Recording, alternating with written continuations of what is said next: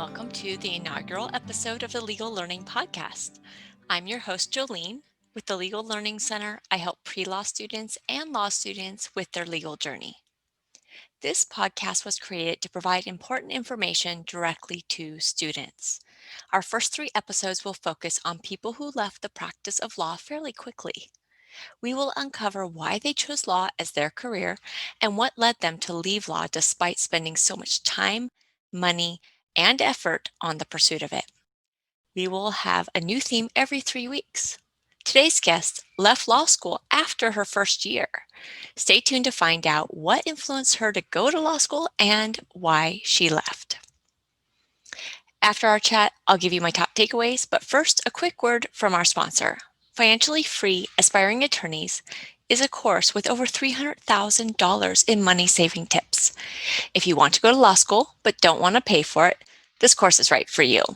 Visit legallearningcenter.com/financially-free for more information. All right, let's get into our interview.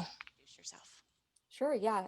So my name is Meagan. I live in Atlanta, and I am currently an intern, which means I'm practicing therapy and in grad school to become a mental health therapist. Okay, and you went to law school, right? I did. Okay, so when did you first, like in childhood or whenever, decide that you wanted to go to law school? Yeah, as a kid, I kind of just tossed around the idea. I really didn't know what I wanted to do.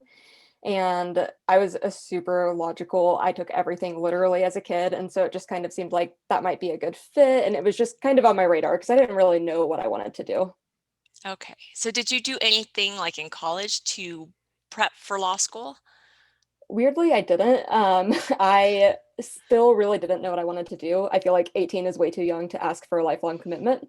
Yeah. So I did like the most general degree that I could find where I figured I can get a job. So I went to the University of Georgia and I figured that's a school with enough like street cred that I can get a job somewhere with whatever degree I have. So I majored in communication studies and took a lot of just classes in different fields so that I didn't have to kind of shoehorn myself into one thing.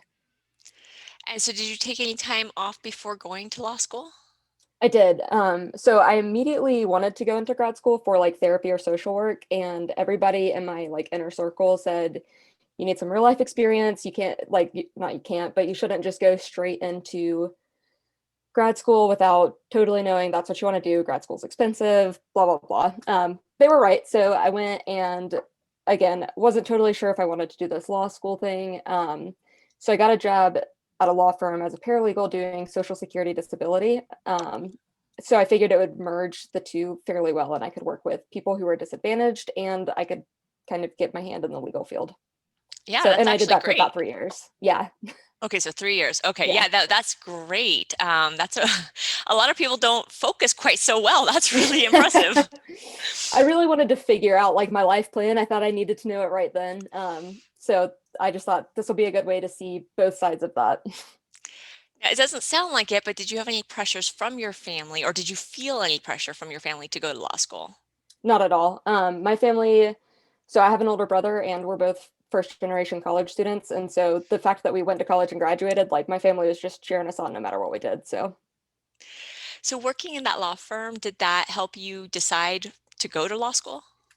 funny enough, yes, we'll get to the rest of that later, but I was preparing cases all day, every day for 3 years for these attorneys. And by, about 2.5 years in, I was like, I could do what these guys are doing. Like I could just have somebody else prepare the work for me and then I could take it to court. And I realized like as a paralegal, you can only go up so high. And so I started studying for the LSAT and I figured I would have their blessing, which I did. And so I started studying for the LSAT and yeah, that's how I kind of decided was, and the other thing was, because I know I'd said I was going to do like social work or something, after being on the phone with clients all day, my real thought, this is just honesty, this is not like a positive side of me, but I was like, I cannot listen to people complain all day. Like this is not a good career for me. But I do think I can do what these attorneys are doing. So Yeah, there is, depending on the area of law, less exposure to those clients. So yeah.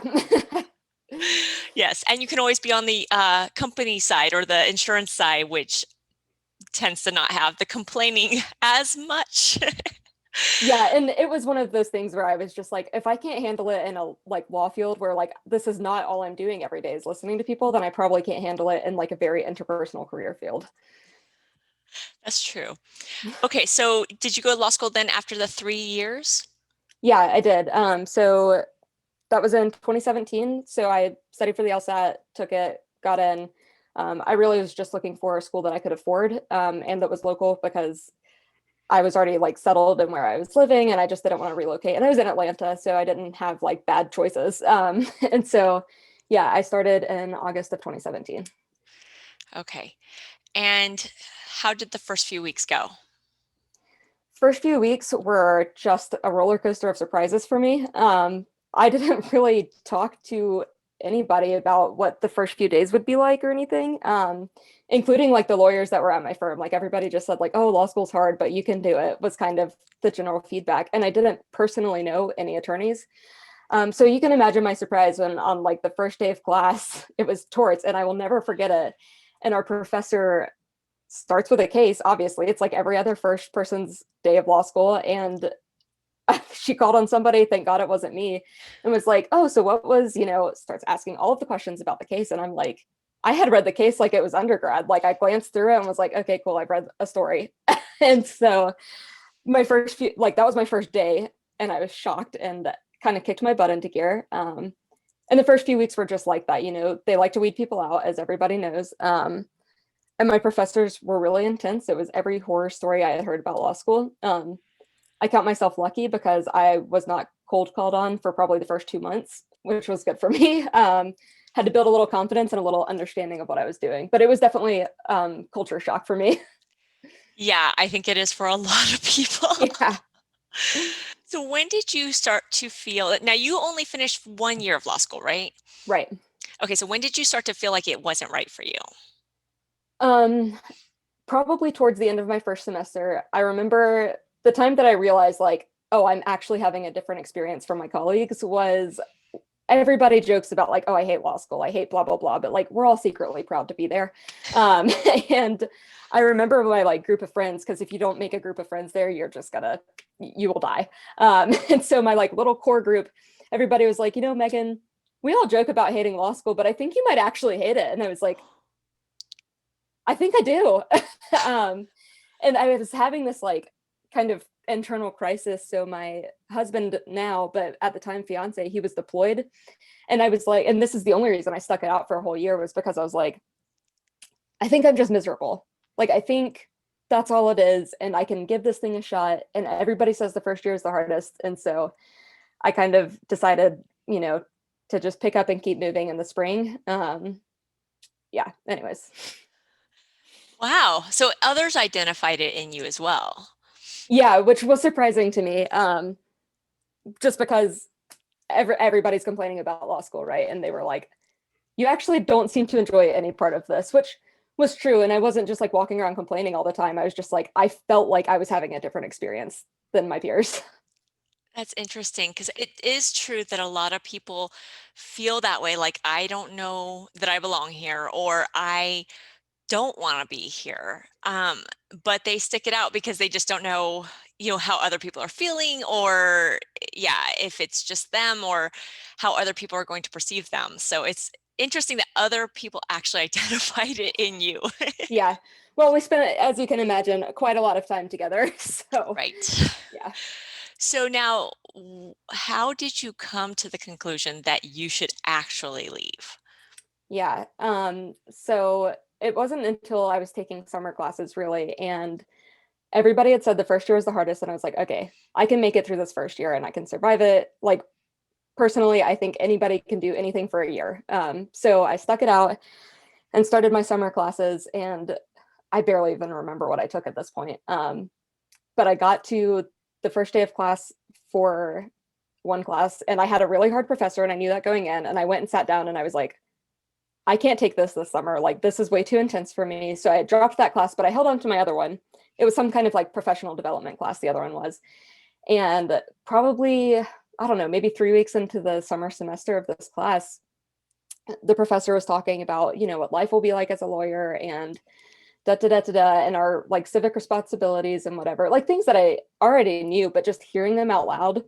I was sitting in class and I just started looking up like, do I have to take the GRE if I switch grad school programs? And there was a guy sitting next to me and he was like, what are you doing? He was like, you can't just drop out of law school. And I was like, dude, this is not cutting it for me. Ended up being a good thing I was sitting next to that guy in particular, because his girlfriend had become a lawyer and was starting her grad program and therapy school like the same day that we talked. So we ended up having a nice long conversation. But I went to my professor during the class break and was like, listen, I might have to drop this. Like, I don't know if this is for me. And she was like, oh, do you mean like drop my class, or do you mean like drop law school? And I was like, I kind of mean drop law school.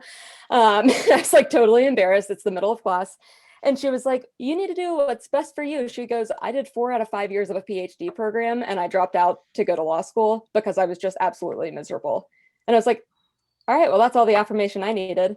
But we were halfway through class, so get this, I didn't know what to do. And I was like, I just told you I want to drop out. So I just finished the class because I didn't know what else to do.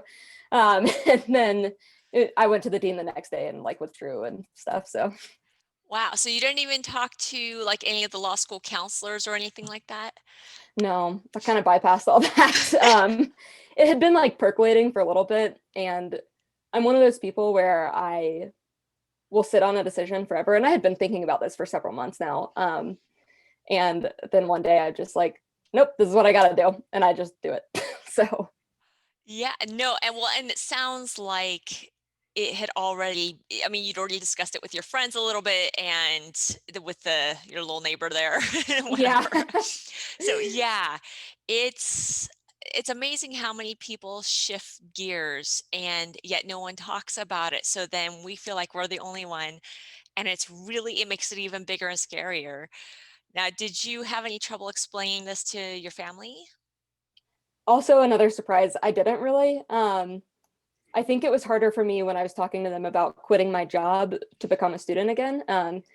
Because my family is, we are definitely all like penny pinchers. And they were like, well, I don't know how you're gonna, survive that and whatever, which was smart, smart planning. But I think my family like recognized the like, I don't know, the little light that was in me had kind of like dimmed way down. And like, I didn't like feel fulfilled and I wasn't happy doing it. And so honestly, and again, my family didn't put pressure on me to do that. I put all the pressure on me. And so I think they were cool with it. Now, did you have to walk away with a bunch of debt? I didn't. So that was the other thing that made it easy to walk away. And when I was talking to a couple of friends about it at the time, they were like, well, you have to consider like you've already invested X, Y, and Z, and you're going to have to pay that debt back. And I was like, well, the plus side for me is like, I kind of just have to wash my hands of it and count it as a loss. I had saved up a lot when I was working. I had lived in like little basement apartments that were like half the cost of regular rent in Atlanta, so that I could do that. I didn't know what I was saving for at the time until I decided to go to law school. And I had just honestly saved a lot of money and I was living on a shoestring budget in school. Like if I wanted wine, it was box wine that I would make last like a week or two or whatever. So yeah, no debt. And I think that's what gave me the ability to feel free to go ahead and just cut my losses and drop out when I did. Okay, so just to give students a perspective on this, so you took 3 years off and you managed to save, I don't know, somewhere around $50,000. Is that about right?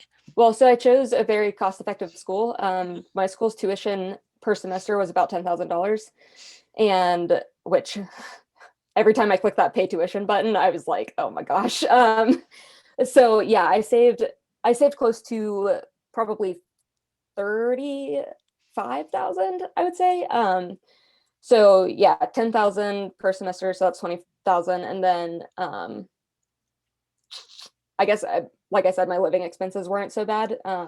Yeah. And I knew that I could make it through the first year and part of the second year without taking out loans, and that I would have to for the rest of it. And I figured by then, like that will be a manageable amount of debt to pay off. But yeah, so for the first part, I saved, and yeah, you just have to budget and really restrain yourself. So Yeah. Okay. So if you took 3 years off and saved somewhere around $35,000, so that's about $10,000 a year that you were able to save while you were working. Hmm. So yeah, that's great. I'm always trying to give students a idea of what is possible as far as saving. Because yeah, I saved half of my paycheck too when I took my gap year. So I lived at Yeah. home, and so I was able to do that. But everyone's numbers are different, so I like to hear numbers as well. You know, Yeah. just roundabout numbers, but yeah, it just gives people an idea of what's possible. Yeah. And I think that is totally possible. I lived at home for one of those 3 years too, which helped a lot. But I wasn't making a ton of money either. Like my salary capped out by the time I left, and this was after a couple of promotions, I capped out at like $43,000 a year, which is not a lot. But that $10,000, I mean, that's less than $1,000 a month that you have to save, which is just not that bad. So Yeah, no, that's great. And yeah, that's like you said, makes it a step easier knowing you're not going to have to pay it back for the next 5, 10, 20 years. You can just walk away and say, okay, I lost that, but you know what? It was, it's something that you mentally can check off now. Like I tried, didn't like it. yeah, I think Okay. I would have always wondered if I hadn't gone. And it felt like an investment in me still. So I don't feel like, I mean, at the time I felt like I was throwing it away, but at this point it's like that is just part of my life. It's part of my experience, and I put a huge investment in it, and that's okay. Now I know, excuse me, and most 1L students feel like they can just walk out and be lawyers. They've learned so much in that first year, so they think they know like just about everything. Um, do you feel like you've been able to use the information you've learned from your first year in what you've been doing now? I mostly use it to win arguments with my husband. Um, but I really, the main thing it was helpful with now was when I transitioned from law school to mental health, was ethics and making sure that you're above board and recognizing that when I'm taking notes for clients, they're legal documents. And like our kind of running joke is like write notes that your client might read or that might be read aloud in a deposition. So there were just things that was like a lot of people in my field don't consider that stuff, and I feel like I was hyper aware of it. But in general, I don't use it a ton day to day. It's helpful, like general knowledge to have as I navigate the world and like buying a house. So like mortgages, contracts, all of that is very helpful. And I mean, sorry to go on, but even with the like election coming up and the various things that have happened this year, having some amount of knowledge of like Civ Pro has been, I mean, super helpful on a personal level. Yeah, I always, I don't know if enjoy is the right word.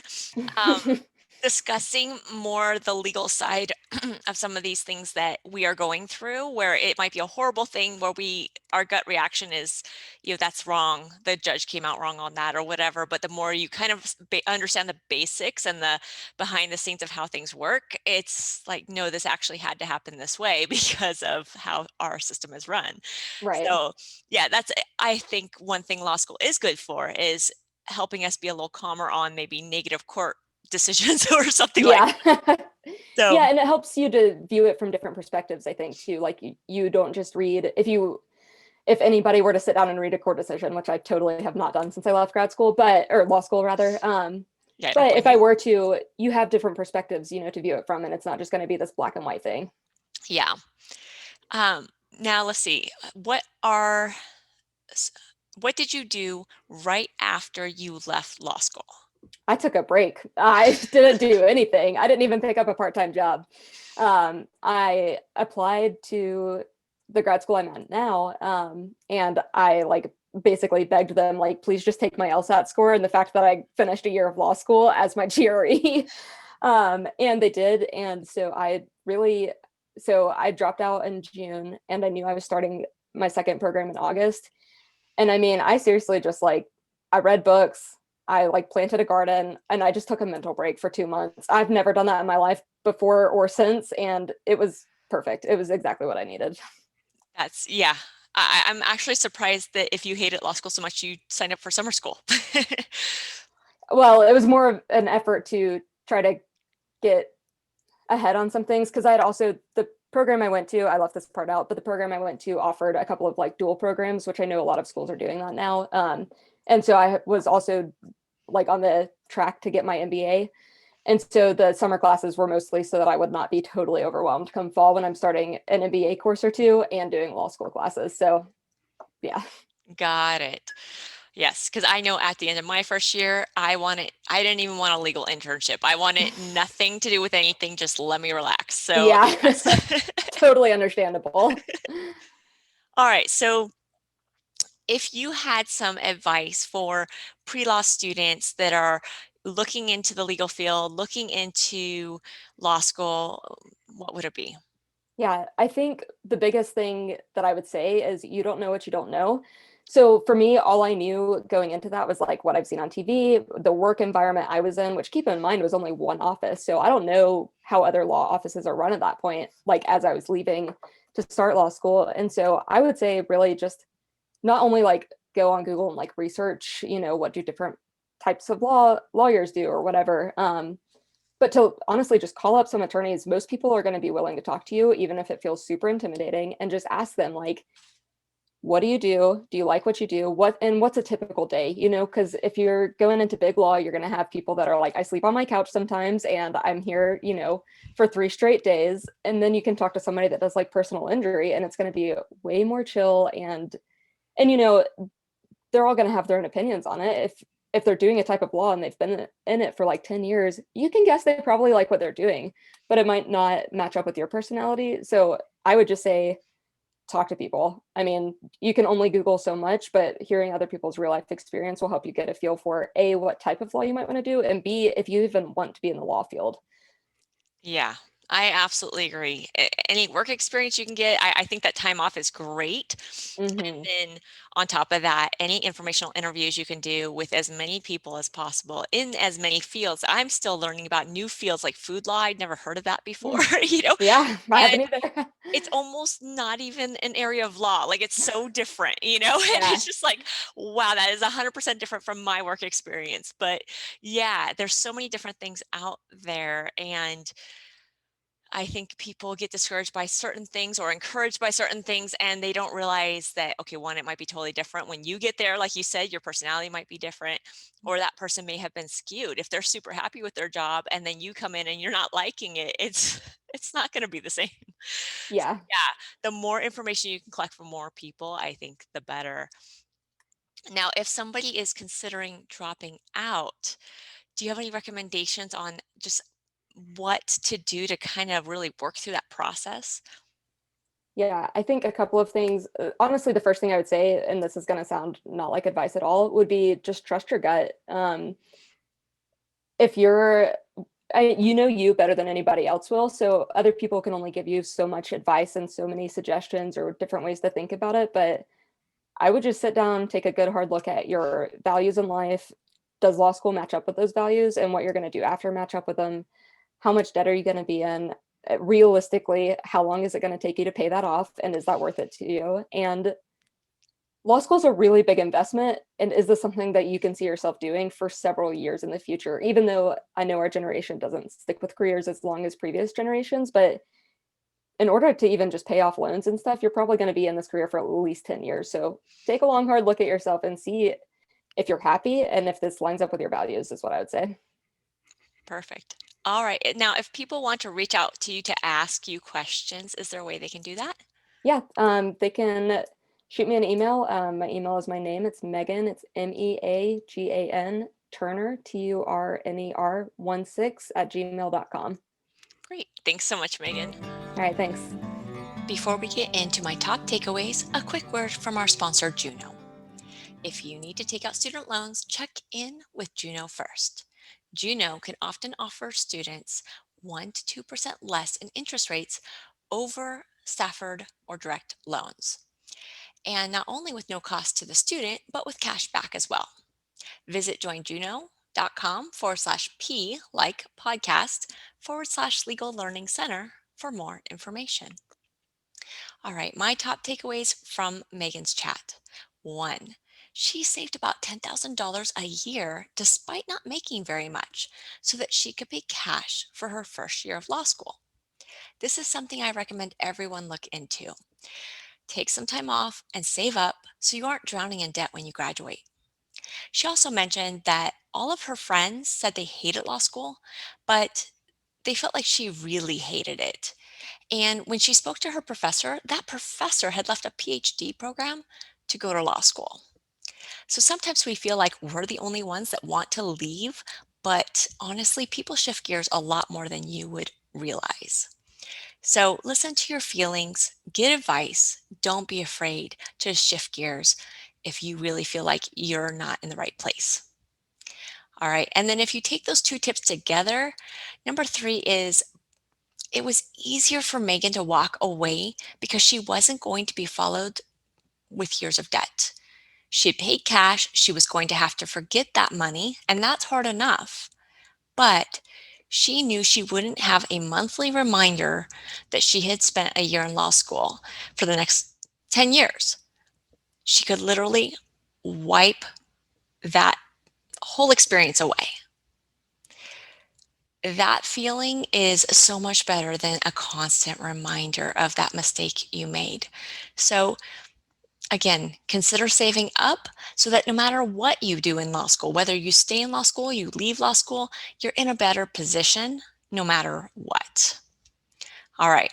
So, that's it for this episode. All the tips and links will be in the show notes. A full transcript will be available as well. And be sure to check in next week for our interview with Denise. Denise left the practice of law after 8 years. Find out what led her to that decision and see what she's doing today. If you learned something today, please be sure to leave a review, like, subscribe, comment, share so that this show is more visible to others and others can receive any help they need. Thanks.